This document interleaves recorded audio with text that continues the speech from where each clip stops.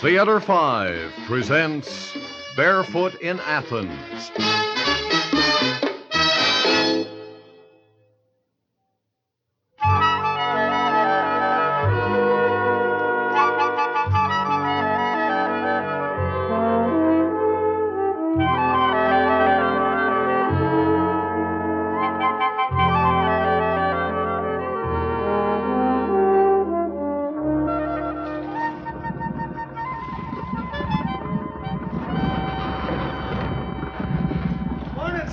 Morning, Mike. Careful with the line there. She's a little worn. Little? I put her on the winch. She'll snap. Easy does it. Whoa, she's frayed here. Slow turn. That does it, Seth. Give it a hitch. Where you had a beached all winter, Mike, looks like the termites got a... We gotta face it, Seth. The Cerebel's getting old. You expect them summer folks to ride this thing? They gotta get to the island somehow. They was complaining last year. Well, wait till they get a look at this driftwood. Now, Seth. She's caulked up like a pickle barrel. And it looks like one.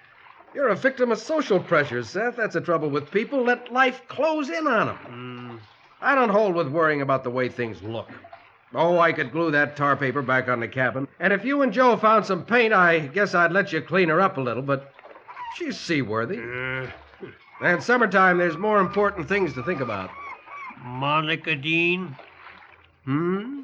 She's coming back, huh? Now, that's where I make an exception to the way things look. Monica's a girl who looks like a girl should look. I know. I heard it all last year. Come on, let's take the ferry to the island. See how she shapes up. Oh,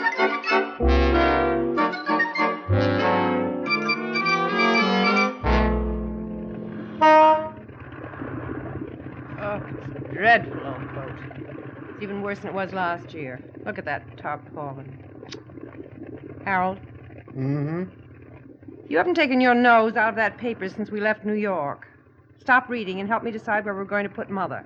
She's your mother, dear. You know where to put her.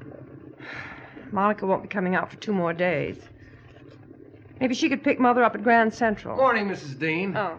Welcome back to the island, sir. I'm sorry I couldn't get off the bridge earlier, but we're short of hand. That's all right, Mike. By the looks of the Cerebel, I'd say you spent your winter studying. She is kind of a scavenger, isn't she? Get your degree this year? Sure did, sir. Full-fledged engineer, huh? Oh, no, sir. I gave that up. Gave what up? I took my degree in philosophy. Philosophy? Well, that's too bad. Sir? What I mean, Mike, I'm disappointed. Well, I'm sorry about that, sir, but... How's Nicki, Mrs. Dean? Monica is very well, thank you. Is she coming out later? In a day or two, with my mother. I don't believe you've met Bert Maxon, have you? He and Monica were inseparable this winter. Hey, Mike boy, we're coming in. See you again, sir. You didn't have to do that, Grace.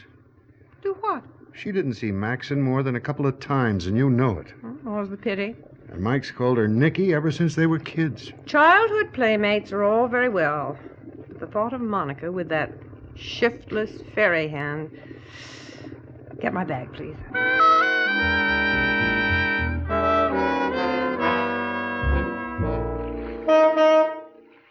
Oh, Mike, kiss me again. Mike, time for the island run. Nicki, I thought you'd never get here. Mike, get up here to the bridge. Winters are too long. Wait. You take it, Seth. I've got business here in the cabin. I loved your letters, Mike. I just lived for them. But the wonderful thing is now we don't have to write. Oh, Mike, now that you've got your degree, just think. We can get married the way we planned. And did Daddy talk to you about the job? Well, yeah, Isn't he sweet? Tell me everything you said. Nicki, the thing I'm trying to tell you is that, I'm not an engineer. Mike, you didn't fail. No, I just didn't finish my major in engineering. I switched. Switched? When? Well, a long time ago. To what? Philosophy. Philosophy? Well, you know how it is. I've got a feeling too much of life is engineered anyway. What? My dad killed himself following the prescribed patterns. I don't want us to do that, Nicki. A man ought to draw his life freehand, not with a blueprint. There's got to be a time to breathe. Oh, Mike. I figured if I studied some of those old barefoot philosophers, I might find out where that time is. And you're going to let everything go just so you can find out how to breathe? Well, I think that is the height of selfishness. Now, wait, Nicki, I want That's you to... been my trouble. I have waited. As though you were serious about it. I am serious. I'm 23 years old, and I'm not going to spend my life waiting for you to learn how to breathe. Daddy offered you a wonderful job, and you want to go barefoot. All right, go barefoot alone. I'm through. Nicki! Let go of me. No. Our chance to be independent, to have money. I guess that's what it comes down to. I don't have your ambition for money. Don't make me sound mercenary. If money's all that important, I guess you'd better go back to Max Berton. His name is Bert Maxon, and don't think I won't.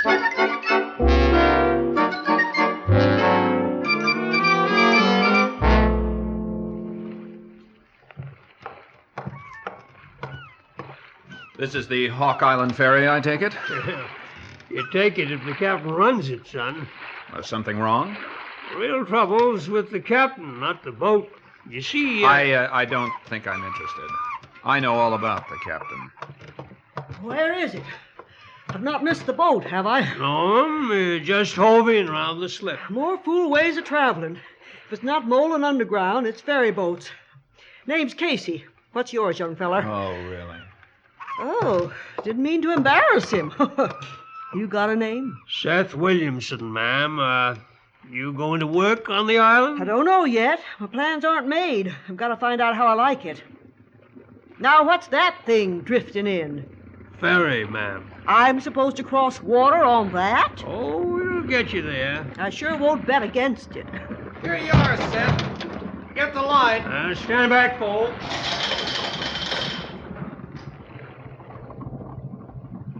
All right, folks. If you'll get aboard, we'll be leaving right away. You feeling any better today, son? Mind your own business. Shall I take your bag, ma'am? No, if this thing goes down, I want something to hang on to. You go to Harper's Point? That's right. Who are they, Seth? I don't know the young fella. Kind of unfriendly. The old girl's going over to work for somebody. She's real nice. Bossy. Oh, you're going to sour on everything just because Never mind. I don't like to see you this way. I was telling Joe I thought you was going to get married and... Never mind. Cast off the line. I'm leaving. Have a good trip, ma'am. I sure hope so. Turn around, young fella. Turn the boat around. What? My umbrella, I left it on the pier. Oh, it'll be all right, ma'am. I'll pick it up for you next trip. You see to it. That thing cost me $4. Where will you be? Now bring it on up to the Deans. You know 'em? The Dean. I beg your pardon. Are you working for them? You know 'em? I'm on my way there. Good. You can give me a lift. I beg your pardon? I said you could tote me up in your cab. Tote you up in... And next time, young man, before you start turning up that nose of yours, be sure you're not sponging on the hospitality of my family. Family? Abby Casey. You're Mrs. Dean's mother. Well, she had to have one somewhere. Oh, yes. Monica has spoken about you. Monica? I know who you are, so I might as well introduce myself. I'm Bert Maxon. Oh, yeah. Mike Farley. I know. So do I. Who's he? A guy with shoes. And you? Me. I'm barefoot in Athens.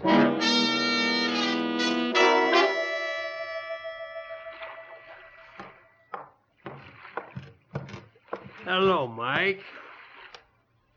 Nice night. No? Suit yourself. If you don't want to talk about it, don't. Talk about what? The way you went chomping up the hill with that umbrella, I thought you had it in mind to see Monica. So? Did you? No. Reckon you got cause to be jealous then, Oh, who's jealous? She's got better sense than to be serious about that stuff, Shirt. You tell it's stuffed with money. Hello there, son. Oh, Mrs. Casey, did you see her? Did you explain it to her? Why you knocked him down? It's not that easy, son. I saw him with his arm around her. I know. And he did call you A deckhand. How do you like that? If a man's got values beyond money, he's no good, huh?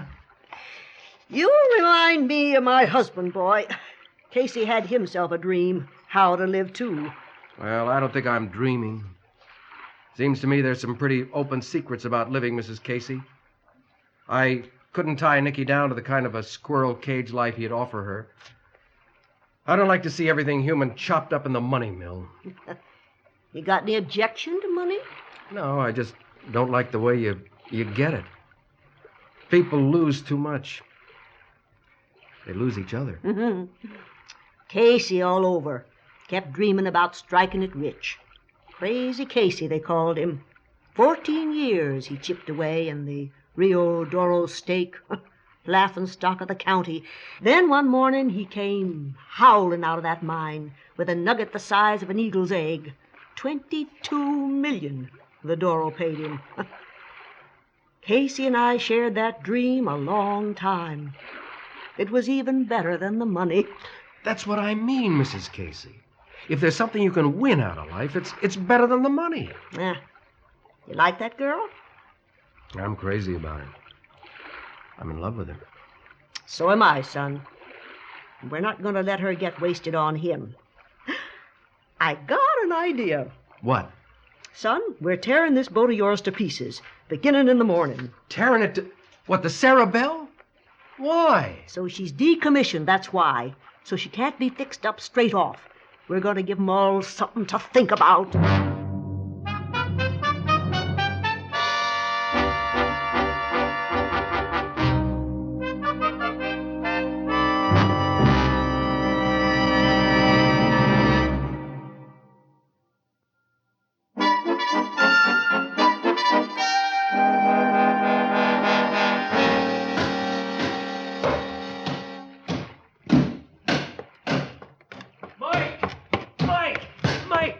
An axe. She's busting up the forecastle. Yep, that's the idea, Seth. But the commuters were scheduled to make the mainland run. Seth, throw those pipes on the junk over there. Pipes? These are the compass fittings. Lady says throw 'em on the junk. Here come the commuters, son. I'll be right down there. Hold 'em off. What's going on, Mike? Something wrong with the Sarah Bell? Afraid so, Mr. Dean. She's a pretty old tub, you know. But I've got to get back to New York. I can't afford to be held up. I've got an important meeting. Mother, what are you doing in those filthy dungarees? Now, don't be so all-fired grand. You lived in them till you were 17. Grandma, what are you doing here? Never mind that, Monica. Question is, how are you all going to get back to New York this shining morning? You mean that thing is out of order? Well, you see, she's old, Mr. Berton. Maxon. Bert Maxon. I cannot remember that name. Anyway, everybody knows old things get out of order. It's what you call obsolete in good business terms. Well, when something's obsolete, you throw it out. Unless it makes money. Right, Nicki? I'm not speaking to you. But you're a service here, Mike. The island relies on you. No, I know that. But a service, well, that's not a practical idea unless... Never mind all that. How am I going to get to New York? Well, you could fly. This is no time for jokes, Mike. I know. It's time to get to New York. That's why I chartered the seaplane. Seaplane. She's out starboard of the Sarah Bell. You've got a plane? That's right. $44 to Wall Street, tax included. $44, Mike? That's high. Very high. You saved the subway fare. Well, now, wait a minute. You mean the Sarah Bell's permanently replaced by this thing? Yes, sir. She's outmoded. No place for easygoing things like her. Too casual. It's up and do it these days. This is an outrage. It's piracy. Oh, didn't I say round trip? Mike Farland, you are the lowest, most opportunistic. Most enterprising, most inventive man you know. You and your barefoot philosophers. Well, you were right about that, Nicki. That was the silliest idea I ever had. Silly. All God's children got shoes. Socrates didn't. Now, look what happened to him. Shoes. The whole answer is good, sensible shoes. I hope I never see you again as long as Monica? Well, folks, anybody interested, just jump into the rowboat, and Seth here, he'll take you on out to the plane. $44. Outrageous theft. You got it made, boy. Well, maybe. But I don't want to take that kind of money. It scares me. And I don't like the way Nicki ran off. Son, tears are the best thing we've had out of her yet. Abby, Yeah? be gentle with the Sarah Belle, huh? Come on, Mike.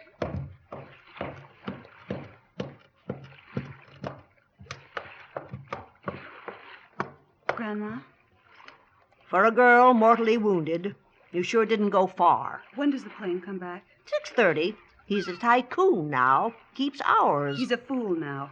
He'll never be happy. Since when are you concerned about that? I'm not. Grandma, does the Sarah Belle have to be dismantled? No sense keeping an old relic around. I guess not, but coming to the island won't ever be the same without her. You get here faster, you stay here longer with the plane. But the Sarah Belle's one of the happiest thoughts I have about this place. Well, Mike's a captain of industry now. But there was something, I don't know, kind of calm and graceful about the Sarah Belle. That plane is going to be fast and efficient and frantic.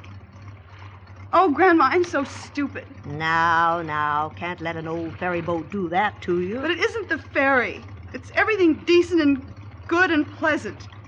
And it's Mike, too. What's that plane going to do to him? Why, it's going to make him a fortune. But he doesn't want a fortune. Some nice girl might appreciate it.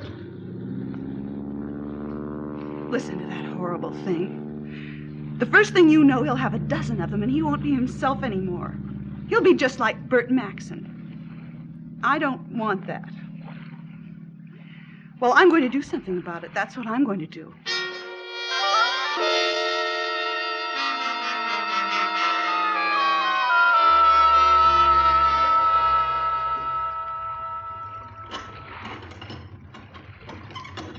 Sorry about this rowboat, folks.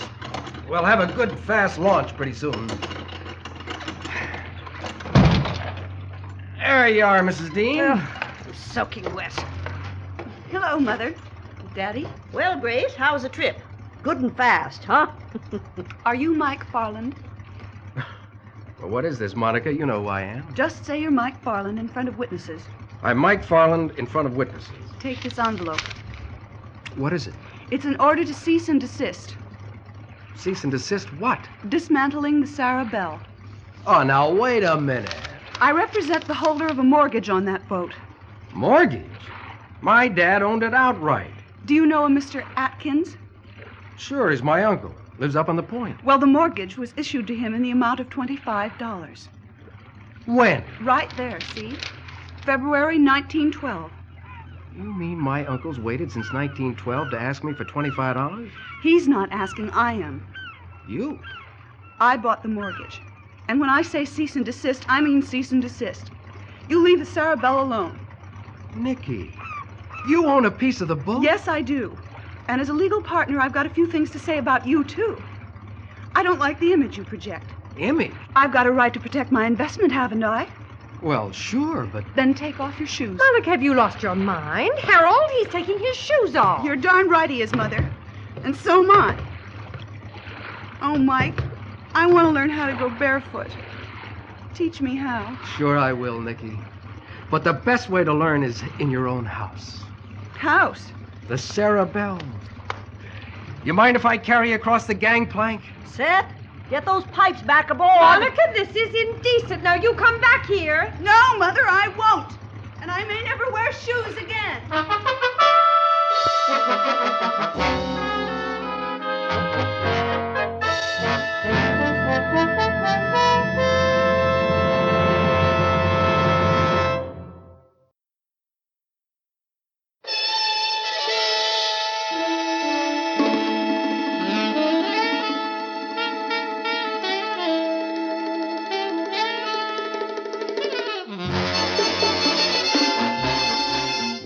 Theater 5 has presented Barefoot in Athens, written by Richard McCracken, directed by Warren Somerville. In the cast, Cliff Carpenter, John McGovern, John Gibson, Elspeth Eric, Holly McIntire, Abby Lewis, and Elliott Reid. Script editor Jack C. Wilson. Original music by Alexander Vlastotsenko. Orchestra under the direction of Glenn Osser. Executive producer for Theater 5, Mr. Lee Bowman. We invite your comments. Write to Theater 5, New York 23, New York. That's Theater 5, New York 23, New York.